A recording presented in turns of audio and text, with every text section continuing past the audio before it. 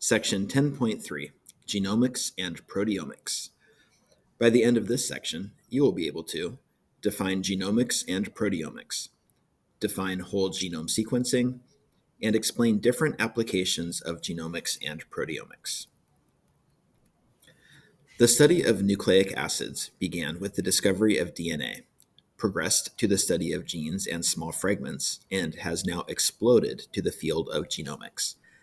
Genomics is the study of entire genomes, including the complete set of genes, their nucleotide sequence and organization, and their interactions within a species and with other species. The advances in genomics have been made possible by DNA sequencing technology. Just as information technology has led to Google Maps that enable us to get detailed information about locations around the globe, genomic information is used to create similar maps of the DNA of different organisms. Mapping genomes. Genome mapping is the process of finding the location of genes on each chromosome. The maps that are created are comparable to the maps that we use to navigate streets. A genetic map is an illustration that lists genes and their location on a chromosome. Genetic maps provide the big picture, similar to a map of interstate highways, and use genetic markers, similar to landmarks. A genetic marker is a gene or sequence on a chromosome that shows genetic linkage with a trait of interest. The genetic marker tends to be inherited with the gene of interest, and one measure of distance between them is the recombination frequency during meiosis. Early geneticists called this linkage analysis. Physical maps get into the intimate details of smaller regions of the chromosome, similar to a detailed road map. A physical map is a representation of the physical distance in nucleotides between genes or genetic markers. Both genetic linkage maps and physical maps are required to build a complete picture of the genome. Having a complete map of the genome makes it easier for researchers to study individual genes. Human genome maps help researchers in their efforts to identify human disease-causing genes related to illnesses such as cancer, heart disease, and cystic fibrosis, to name a few. In addition, genome mapping can be used to help identify organisms with beneficial traits, such as microbes with the ability to clean up pollutants or even prevent pollution. Research involving plant genome mapping may lead to methods that produce higher crop yields or to the development of plants that adapt better to climate change.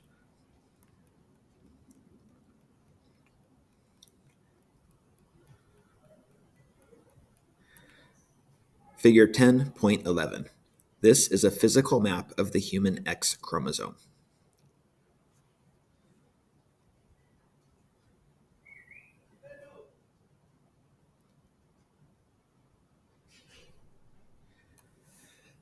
Genetic maps provide the outline, and physical maps provide the details. It is easy to understand why both types of genome mapping techniques are important to show the big picture. Information obtained from each technique is used in combination to study the genome. Genomic mapping is used with different model organisms that are used for research.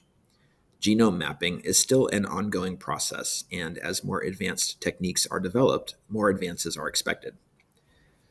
Genome mapping is similar to completing a complicated puzzle using every piece of available data. Mapping information generated in laboratories all over the world is entered into central databases, such as the National Center for Biotechnology Information, or NCBI. Efforts are made to make the information more easily accessible to researchers and the general public. Just as we use global positioning systems instead of paper maps to navigate through roadways today, NCBI allows us to use a genome viewer tool to simplify the data mining process.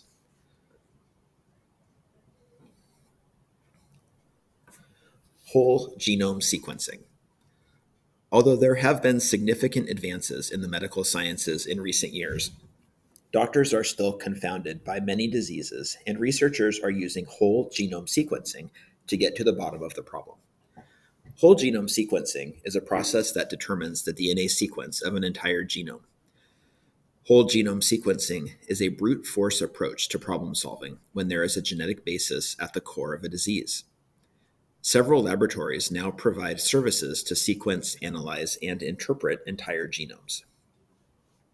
In 2010, whole genome sequencing was used to save a young boy whose intestines had multiple mysterious abscesses. The child had several colon operations with no relief.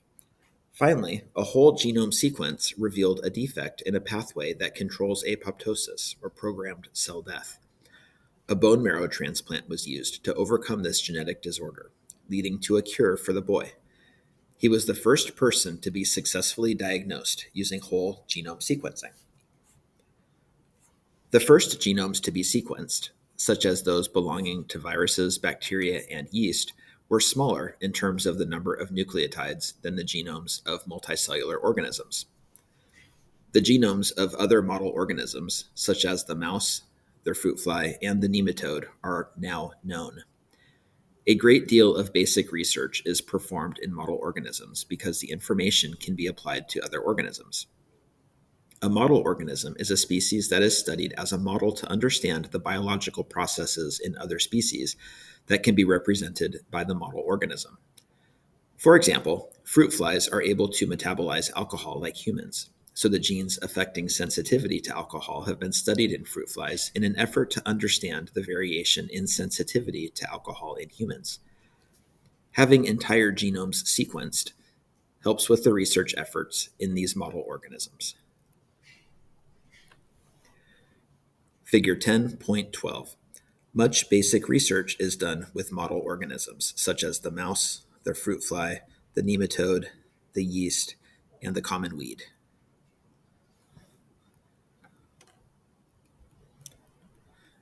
The first human genome sequence was published in 2003. The number of whole genomes that have been sequenced steadily increases and now includes hundreds of species and thousands of individual human genomes.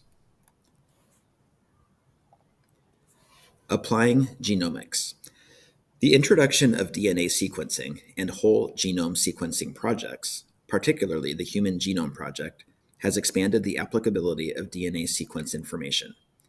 Genomics is now being used in a wide variety of fields, such as metagenomics, pharmacogenomics, and mitochondrial genomics. The most commonly known application of genomics is to understand and find cures for diseases. Predicting disease risk at the individual level. Predicting the risk of disease involves screening and identifying currently healthy individuals by genome analysis at the individual level. Intervention with lifestyle changes and drugs can be recommended before disease onset. However, this approach is most applicable when the problem arises from a single gene mutation. Such defects only account for about 5% of diseases found in developed countries.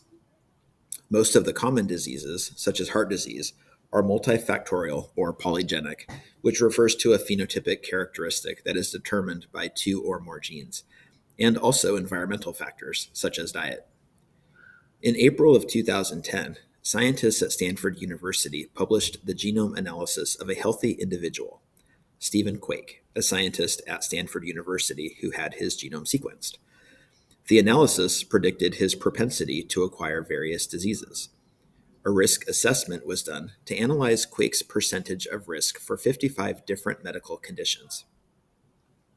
A rare genetic mutation was found that showed him to be at risk for sudden heart attack. He was also predicted to have a 23% risk of developing prostate cancer and a 1.4% risk of developing Alzheimer's.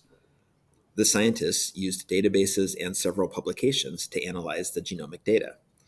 Even though genomic sequencing is becoming more affordable and analytical tools are becoming more reliable, ethical issues surrounding genomic analysis at a population level remain to be addressed. For example, could such data be legitimately used to charge more or less for insurance or to affect credit ratings?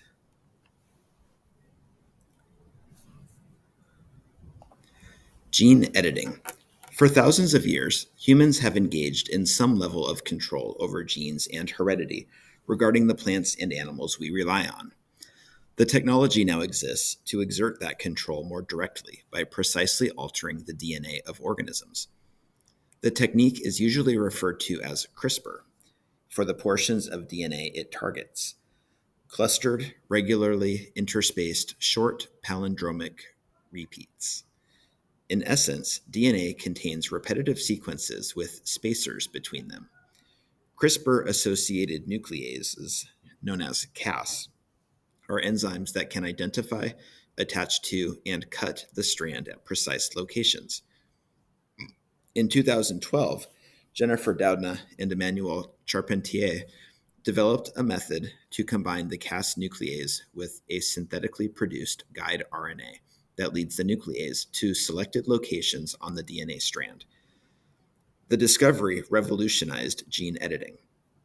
Researchers around the world have used CRISPR to manipulate the actual DNA of plants, animals, laboratory cell lines, and, in trials, human patients. Doudna and Charpentier were awarded the Nobel Prize for their work. Gene editing is so promising because it can be used experimentally to understand disease or organismal limitations, then be applied to overcome those issues. For example, in a human trial, cancerous cells were removed from a person, edited to remove their cancerous properties at the DNA level, and reintroduced into the patient so that those now edited cells could multiply and replace the cancerous ones. Using the person's own cells increases the likelihood of acceptance and success. Like other applications of genomics, the prospect of directly editing genes brings up a number of ethical issues. Both Doudna and Charpentier, as well as many other genetic engineers, support only certain CRISPR applications, and many governments and other entities place strict guidelines on the use of the powerful technology. Genome-wide associated studies. Since 2005, it has been possible to conduct a type of study called a genome-wide association study, or GWAS.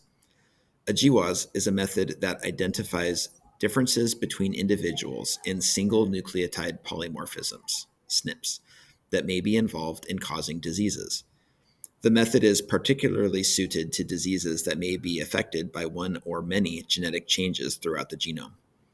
It is very difficult to identify the genes involved in such a disease using family history information. The GWAS method relies on a genetic database that has been in development since 2002 called the International HapMap Project. The HapMap project sequenced the genomes of several hundred individuals from around the world and identified groups of SNPs. The groups include SNPs that are located near to each other on chromosomes, so they tend to stay together through recombination. The fact that the group stays together means that identifying one marker SNP is all that is needed to identify all the SNPs in the group. There are several million SNPs identified, but identifying them in other individuals who have not had their complete genome sequenced is much easier because only the marker SNPs need to be identified. In a common design for GWAS, two groups of individuals are chosen. One group has the disease, and the other group does not. The individuals in each group are matched in their characteristics to reduce the effect of confounding variables causing differences between the two groups. For example, the genotypes may differ because the two groups are mostly taken from different parts of the world. Once the individuals are chosen, and typically their numbers are 1,000 or more for the study to work, samples of their DNA are obtained. The DNA is analyzed using automated systems to identify large differences in the percentage of particular SNPs between the two groups. Often, the study examines 1 million or more SNPs in the DNA. The results of GWAS can be used in two ways. The genetic differences may be used as markers for susceptibility to the disease in undiagnosed individuals, and the particular genes identified can be targets for research into the molecular pathway of the disease and potential therapies.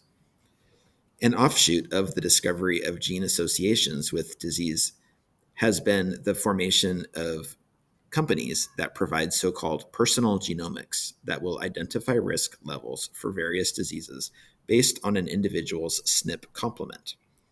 The science behind these services is controversial. Because GWAS look for associations between genes and disease, these studies provide data for other research into causes rather than answering specific questions themselves. An association between a gene difference and a disease does not necessarily mean there is a cause and effect relationship. However, some studies have provided useful information about the genetic causes of diseases. For example, 3 different studies in 2005 identified a gene for a protein involved in regulating inflammation in the body that is associated with a disease causing blindness called age-related macular degeneration. This opened up new possibilities for research into the cause of this disease. A large number of genes have been identified to be associated with Crohn's disease using GWAS, and some of these have suggested new hypothetical mechanisms for the cause of the disease. Pharmacogenomics.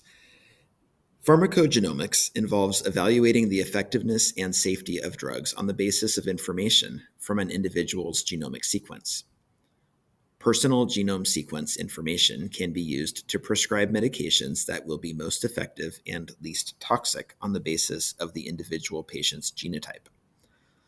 Studying changes in gene expression could provide information about the gene transcription profile in the presence of the drug, which can be used as an early indicator of the potential for toxic effects. For example, genes involved in cellular growth and controlled cell death, when disturbed, could lead to the growth of cancerous cells. Genome-wide studies can also help to find new genes involved in drug toxicity. The gene signatures may not be completely accurate, but can be tested further before pathologic symptoms arise. Metagenomics.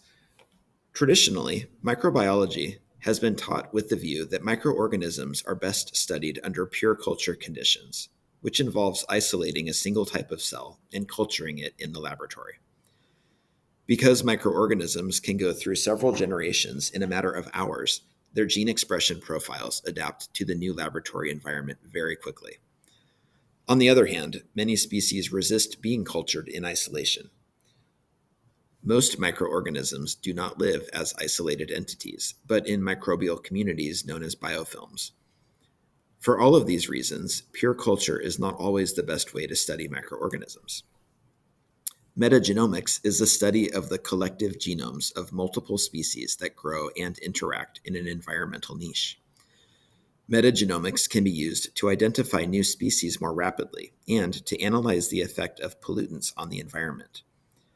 Metagenomics techniques can now also be applied to communities of higher eukaryotes, such as fish. Figure 10.13. Metagenomics involves isolating DNA from multiple species within an environmental niche. The DNA is cut up and sequenced, allowing entire genome sequences of multiple species to be reconstructed from the sequences of overlapping pieces.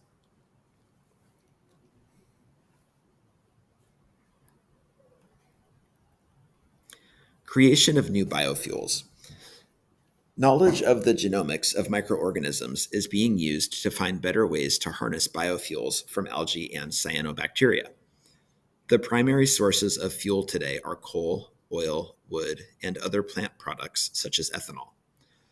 Although plants are renewable resources, there is still a need to find more alternative renewable sources of energy to meet our population's energy demands. The microbial world is one of the largest resources for genes that encode new enzymes and produce new organic compounds, and it remains largely untapped. This vast genetic resource holds the potential to provide new sources of biofuels. Figure 10.14. Renewable fuels were tested in Navy ships and aircraft at the first Navy Energy Forum.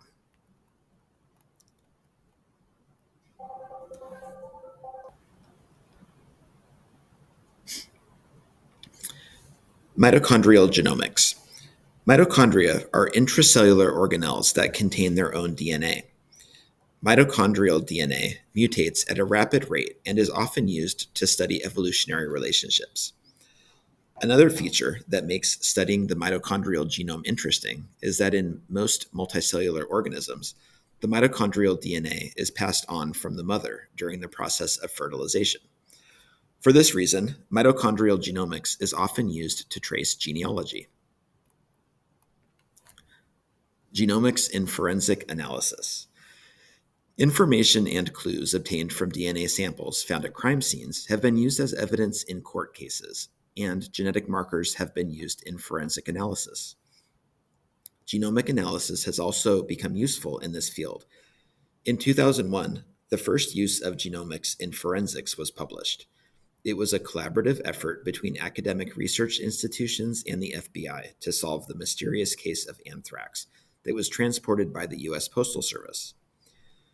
Anthrax bacteria were made into an infectious powder and mailed to news media and 2 U.S. senators. The powder infected the administrative staff and postal workers who opened or handled the letters. 5 people died, and 17 were sickened from the bacteria. Using microbial genetics, researchers determined that a specific strain of anthrax was used in all the mailings. Eventually, the source was traced to a scientist at a National Biodefense Laboratory in Maryland. Figure 10.15. Bacillus anthracis is the organism that causes anthrax.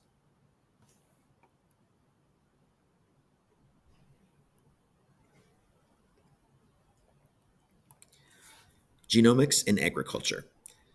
Genomics can reduce the trials and failures involved in scientific research to a certain extent, which could improve the quality and quantity of crop yields in agriculture. Linking traits to genes or gene signatures helps to improve crop breeding to generate hybrids with the most desirable qualities. Scientists use genomic data to identify desirable traits and then transfer those traits to a different organism to create a new genetically modified organism, as described in the previous module. Scientists are discovering how genomics can improve the quality and quantity of agricultural production. For example, scientists could use desirable traits to create a useful product or enhance an existing product, such as making a drought-sensitive crop more tolerant of the dry season. Figure 10.16. Transgenic agricultural plants can be made to resist disease. These transgenic plums are resistant to the plum pox virus.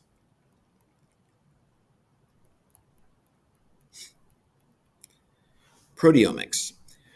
Proteins are the final products of genes that perform the function encoded by the gene. Proteins are composed of amino acids and play important roles in the cell. All enzymes, except ribozymes, are proteins and act as catalysts that affect the rate of reactions. Proteins are also regulatory molecules, and some are hormones. Transport proteins, such as hemoglobin, help transport oxygen to various organs. Antibodies that defend against foreign particles are also proteins. In the diseased state, protein function can be impaired because of changes at the genetic level or because of direct impact on a specific protein. A proteome is the entire set of proteins produced by a cell type. Proteomes can be studied using the knowledge of genomes because genes code for mRNAs and the mRNAs encode proteins. The study of the function of proteomes is called proteomics. Proteomics complements genomics and is useful when scientists want to test their hypotheses that were based on genes. Even though all cells in a multicellular organism have the same set of genes, the set of proteins produced in different tissues is different and dependent on gene expression. Thus, the genome is constant, but the proteome varies and is dynamic within an organism. In addition, RNAs can be alternatively spliced, cut and pasted to create novel combinations and novel proteins, and many proteins are modified after translation.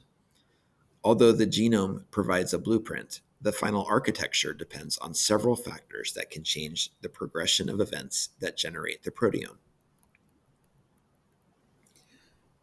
Genomes and proteomes of patients suffering from specific diseases are being studied to understand the genetic basis of the disease. The most prominent disease being studied with proteomic approaches is cancer. Proteomic approaches are being used to improve the screening and early detection of cancer. This is achieved by identifying proteins whose expression is affected by the disease process. An individual protein is called a biomarker, whereas a set of proteins with altered expression levels is called a protein signature. For a biomarker or protein signature to be useful as a candidate for early screening and detection of a cancer, it must be secreted in body fluids such as sweat, blood, or urine, so that large-scale screenings can be performed in a non-invasive fashion. The current problem with using biomarkers for the early detection of cancer is the high rate of false negative results. A false negative result is a negative test result that should have been positive. In other words, many cases of cancer go undetected, which makes biomarkers unreliable.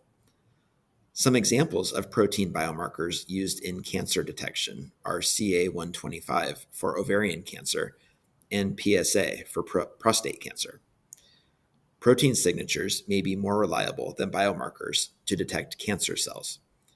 Proteomics is also being used to develop individualized treatment plans, which involves the prediction of whether or not an individual will respond to specific drugs and the side effects that the individual may have.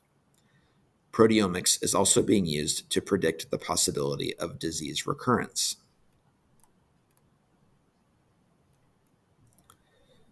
Figure 10.17.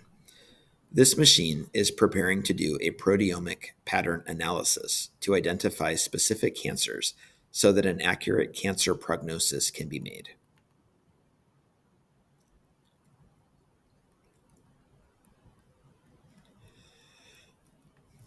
The National Cancer Institute has developed programs to improve the detection and treatment of cancer. The Clinical Proteomic Technologies for Cancer and the Early Detection Research Network are efforts to identify protein signatures specific to different types of cancers. The Biomedical Proteomics program is designed to identify protein signatures and design effective therapies for cancer patients.